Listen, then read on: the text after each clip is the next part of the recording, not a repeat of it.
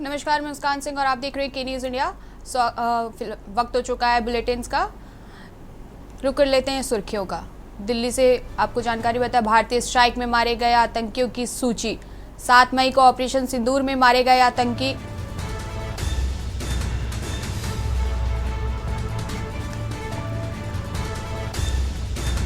सात मई को पाकिस्तानी के 5 बड़े आतंकी मारे गए।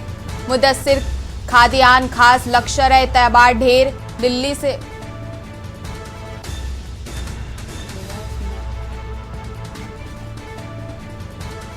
मोहम्मद यूसुफ अजहर, जैश-ए-मोहम्मद ढेर। दिल्ली से आपको बड़ी जानकारी बता रहे हैं। खालिद अब लश्कर-ए-तैयबा ढेर। मोहम्मद हसन खान, जैश-ए-मोहम्मद ढेर। दिल्ली से आपको अहम जानकारी बता रहे हैं। भारतीय स्ट्राइक में मारे गए आतंकियों की सूची जारी। 7 मई को ऑपरेशन सिंदूर में मारे गए थे आतंकी। दिल्ली से आपको जानकारी बता रहे हैं, जहां भारतीय स्ट्राइक में मारे गए आतंकियों की सूची जारी। 7 मई को ऑपरेशन सिंदूर में मारे गए थे आतंकी। 7 मई को पाकिस्तान के 5 बड़े आतंकी मार गिराए थे। मुदस्सिर, खादियान खास, लश्कर-ए-तैयबा ढेर। हाफिज मोहम्मद जलीम, जैश-ए-मोहम्मद ढेर। ज्यादा जानकारी के लिए हमारे साथ विशेष संवाददाता अखिलेश सिंह जुड़ चुके हैं। अखिलेश, जैसे खबर आ रही है कि सूची जारी हो चुकी है, और ज्यादा क्या जानकारी है? देखिए, ऑपरेशन सिंदूर के दौरान भारत ने पाकिस्तान के जो बड़े ठिकाने और खासकर उन आतंकवादियों के ठिकाने को निशाना बनाया था। उसमें बताया जा रहा है कि पाकिस्तान के 5 बड़े आतंकवादी थे, जो आतंकवादी कंधार जैसे हवाई जहाज को हाईजैक करने के मास्टरमाइंड जैसे मामलों में भी शामिल हैं। और इन आतंकवादियों को जो संयुक्त तौर हमला किया गया है, तो इसमें इनके नाम सामने आ रहे हैं। ये सभी के सभी पाकिस्तान और पाकिस्तान के कश्मीर के अंदर ये रहते थे। इसमें घुसकर चाहे जैसे मोहम्मद के थे, लश्कर-ए-तैयबा के थे, इन आतंकवादियों के जो संगठन थे उनके ही आतंकवादी बताए जा रहे थे कि इनके नाम अब उस तरह से सामने आए हैं कि ये जैसे मोहम्मद के थे और इनको खासकर आतंकी मौलाना मसूद अजहर के लिए काम करते थे। और इनके सब नाम अभी तक सामने आए, चाहे मोहम्मद यूसुफ अजहर का नाम हो, चाहे खालिद जिसे अबू आकाश कहा जाता है, इसके अलावा हाफिज मोहम्मद जमील है, चाहे इसका नाम रखा जाए मोहम्मद खड़ियाल जिसे अबू जुंदा भी कहा जाता है।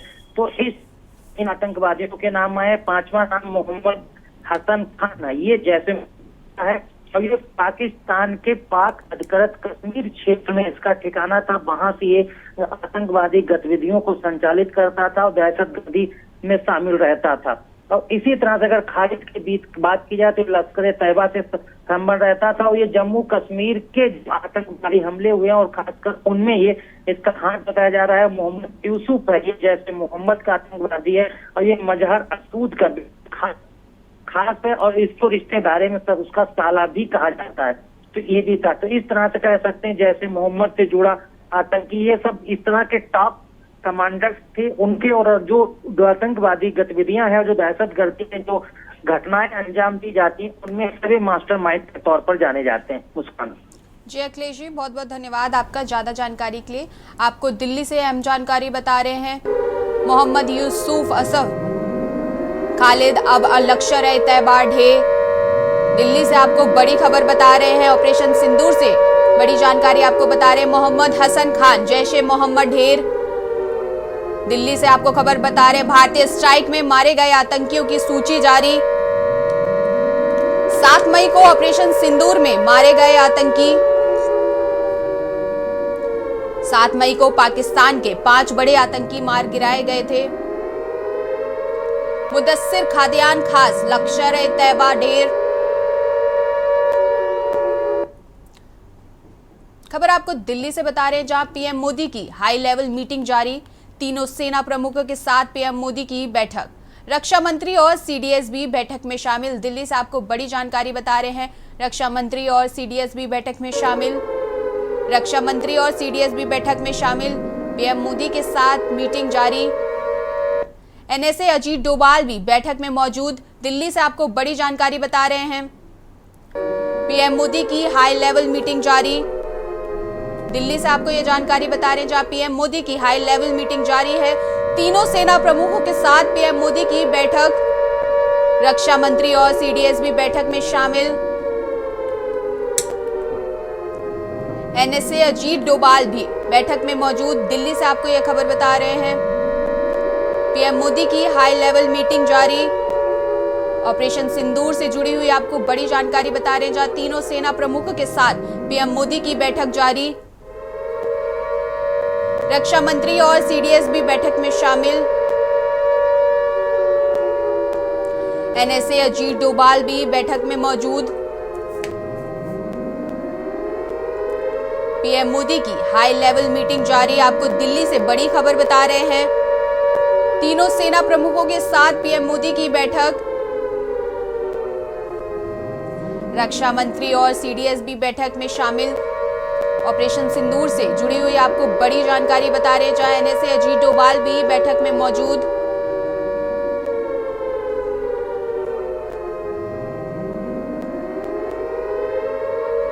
ज्यादा जानकारी के लिए हमारे साथ हमारे विशेष संवाददाता अखिलेश सिंह जुड़ चुके हैं।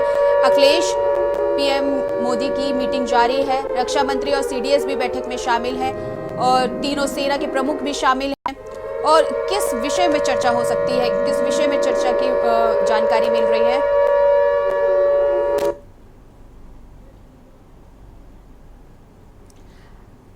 अखिलेश से संपर्क नहीं हो पा रहा है, दोबारा संपर्क करने की कोशिश करेंगे। दिल्ली से आपको बड़ी खबर बता रहे हैं जहां रक्षा मंत्री और सीडीएस भी बैठक में शामिल। पीएम मोदी की बैठक जारी। एनएसए अजीत डोभाल भी बैठक में मौजूद।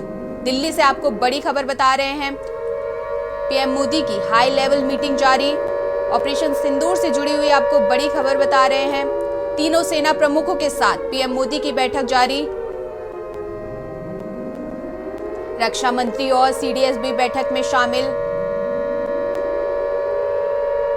एनएसए अजीत डोभाल भी बैठक में मौजूद।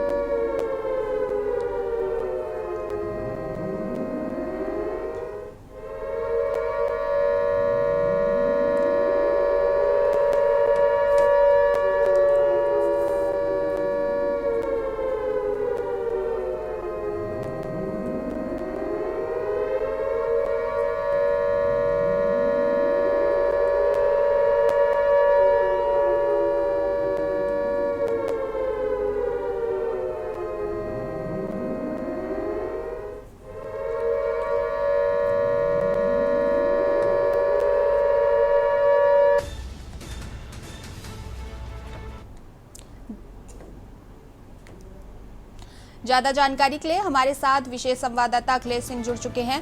अखिलेश जी, हाई लेवल की मीटिंग पीएम मोदी की जारी है और तीनों सेना के प्रमुख भी हैं, रक्षा मंत्री भी शामिल हैं। किन विषयों पर चर्चा हो सकती है, क्या जानकारी मिल रही है? तो देखिए मुस्कान, प्रधानमंत्री नरेंद्र मोदी के साथ सुबह राष्ट्रीय सुरक्षा सलाहकार अजीत डोभाल की मीटिंग हुई थी और उसी के साथ साथ प्रेस ब्रीफिंग भी मिनिस्ट्री ऑफ एक्सटर्नल अफेयर्स और आर्मी के तरफ से की गई थी और उसी दौरान एक रक्षा मंत्री की भी बैठक हुई थी जिसमें सेनाध्यक्ष तीनों शामिल हुए थे और रक्षा मंत्री राजनाथ सिंह ने मीटिंग की थी। और उसके बाद CDS chief defence of staff Anil Chauhan भी रक्षा मंत्री राजनाथ सिंह मिलने गए थे और सब मिलने के बाद एक बार फिर अब नए सिरे से मीटिंग प्रधानमंत्री के यहाँ हो रही है और इस प्रधानमंत्री के यहाँ होने वाली मीटिंग में सेना के तीनों अध्यक्ष, रक्षा मंत्री और सुरक्षा सलाहकार अजीत डोभाल ये समेत सभी मौजूद है। इसमें खास कर ये है कि जो भारत पाकिस्तान की तरफ से किए जा रहे हमलों को जवाबी कार्रवाई कर रहा है उसकी रणनीति अब आगे की जो बनाने की है कि जिस प्रकार से रात में पाकिस्तान के तरफ से कायराना हमले रिहायशी क्षेत्रों में और सैन्य ठिकानों पर और एयरपोर्ट्स पर किए जा रहे थे, उनको जवाबी कार्रवाई में भारत ने मिसाइल दागकर पाकिस्तान के जो एयरबेस ध्वस्त किए थे, सैन्य ठिकानों को ध्वस्त किया था। अब भारत अगली रणनीति पर बढ़ रहा है कि अगर पाकिस्तान के तरफ से जो सेना है वो बॉर्डर की तरफ बढ़ रही है और उनका आगे का जो मंसूबा है उससे साफ होता है कि पाकिस्तान जो है अब वो चाहता है कि एयर डिफेंस सिस्टम में तो भारत से टक्कर नहीं ले सकता है, भारत से कमजोर है, भारत ने उसके सिस्टम को फेल कर दिया है, सारा एयर डिफेंस सिस्टम पाकिस्तान का ध्वस्त कर दिया है। तो वो चाहता है कि ग्राउंड लेवल पर जमीनी थल सेना से लड़ाई लड़ने के मंसूबे की जो शंका खुफिया सूचना भारत सरकार को मिल रही है, खासकर इस चीज को जो पूरी डिटेल है, जो प्रधानमंत्री के साथ सुबह सुबह जब बैठक हुई थी राष्ट्रीय सुरक्षा सलाहकार अजीत डोभाल की, तो उस समय क्या काम था कि अजीत डोभाल जो पाकिस्तान का जो नेटवर्क है, खुफिया एजेंसी है और आतंकवादी, उनकी जो सूचनाओं का संकलन करके प्रधानमंत्री को देते हैं और प्रधानमंत्री उसके बाद सेना और जो कार्रवाई की जानी है उन तक सटीक तरीके से बताते हैं कि कैसे किया जा सकता है। तो इस जो प्रधानमंत्री मीटिंग कर रहे हैं उसमें आगे की जो खुफिया जानकारी राष्ट्रीय सुरक्षा सलाहकार के पास आई थी, उन्होंने प्रधानमंत्री को सौंप दी थी। अब प्रधानमंत्री सेना के तीनों अध्यक्ष और सीडीएस के साथ रक्षा मंत्री के साथ बैठक कर रहे हैं और उसमें उन सभी खुफिया जानकारियों को प्रधानमंत्री साझा करेंगे कि अब पाकिस्तान के अंदर आतंकवादियों को ठिकाने कहाँ हैं, उनके अभी सेंटर कहाँ चल रहे हैं, ट्रेनिंग सेंटर्स कहाँ हैं, लॉन्चिंग पैड उनके कहाँ हैं, और पाकिस्तान के अंदर जो मिसाइल से हमला भारत ने करके उनके एयर डिफेंस सिस्टम एयरबेस को ध्वस्त किया है, अब पाकिस्तान के जो सेना के दूसरे सिस्टम्स हैं वो कहाँ पर है, सेना की बाकी सैन्य जो क्षमता है वो कहाँ पर है, और उसके बाद जो पाकिस्तान के अंदर बचे हुए जो आतंकवादी हैं उनके ठिकाने हैं वो कहाँ पर छिपे हुए, इन सारी चीजों को लेकर एक आगे की रणनीति तय की जा रही है कि अब पाकिस्तान के तरफ से कोई भी कार्रवाई भारत पर की जाती है तो उसका जवाब भारत की सेना और भारत सरकार किन कदमों के साथ देगी, इसको लेकर मंथन चल रहा है और पाकिस्तान को सबक सिखाने के लिए, मुंहतोड़ जवाब देने के लिए और आगे की जो कार्रवाई है उसको बढ़ाने के लिए अब नई रणनीति तय हो रही है। क्योंकि पाकिस्तान इस दिन के उजाले में तो वो अभी कोई कार्रवाई खास करेगा इसकी उम्मीद बेहद कम है, लेकिन ये उम्मीद की जा रही है, खुफिया इनपुट जो मिल रहे हैं उस इनपुट के आधार पर ये कहा जा रहा है कि शाम जैसे होगी और जैसे अंधेरा बढ़ेगा और वैसे ही पाकिस्तान फिर अपनी नापाक हरकतों से बाज नहीं आ रहा है, नापाक हरकतों को जाहिर कर सकता है और उन मंसूबों के तहत फिर ड्रोन वो भेज सकता है, ड्रोन से हमले कर सकता है। जिस तरह से पूरी रात भर में उसने भारत के 26 शहरों को निशाना बनाया, चाहे वो गुजरात हो, चाहे हरियाणा हो, जम्मू कश्मीर हो, राजस्थान हो, पंजाब हो, चंडीगढ़ हो, ऐसे सभी इलाकों में रात भर 26 शहरों में वो ड्रोन छोड़ता रहा। उन ड्रोन्स को भारतीय सेना के एयर डिफेंस सिस्टम ने पूरी तरह से हवा में ही मार गिराया था और ध्वस्त कर दिया था।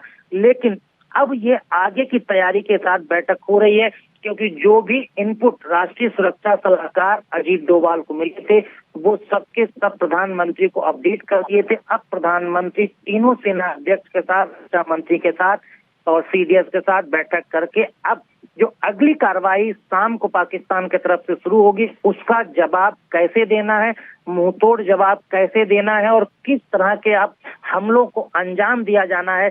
क्योंकि एक सबसे बड़ी बात मुस्कान इसमें और बता दें, क्योंकि जो न्यूक्लियर वेपन्स पाकिस्तान के साथ है, जो वो दावा करता है, वो गीदड़ भभकी देता है, उसको लेकर एक पाकिस्तान की अथॉरिटी कमेटी बनी है। उस अथॉरिटी कमेटी की बैठक को पाकिस्तान के प्रधानमंत्री शहबाज शरीफ के तरफ बुलाई गई थी। उस बैठक की अध्यक्षता पाकिस्तान के प्रधानमंत्री की तरफ से की गई और उस बैठक में ये तय किया जाना था कि जो एटॉमिक बम है, न्यूक्लियर बम है, न्यूक्लियर वेपन्स जो पाकिस्तान के साथ हैं, उस कमेटी के साथ चर्चा करके क्या करेंगे। तो शायद ये भी कहा जा सकता है कि जो पाकिस्तान ने न्यूक्लियर हथियारों को लेकर बैठक की है उसके बाद भारत की तरफ से और भारत सरकार की तरफ से को लेकर आगे कदम क्या उठाए जा सकते हैं, क्या ऐसे इनपुट्स भारत को मिल रहे हैं कि पाकिस्तान न्यूक्लियर बम की कमेटी के साथ बैठक कर रहा है, न्यूक्लियर वेपन्स के हथियारों वाली कमेटी के साथ क्या कोई ऐसा कदम उठा सकता है या सिर्फ गीदड़ भभकी ही देता है।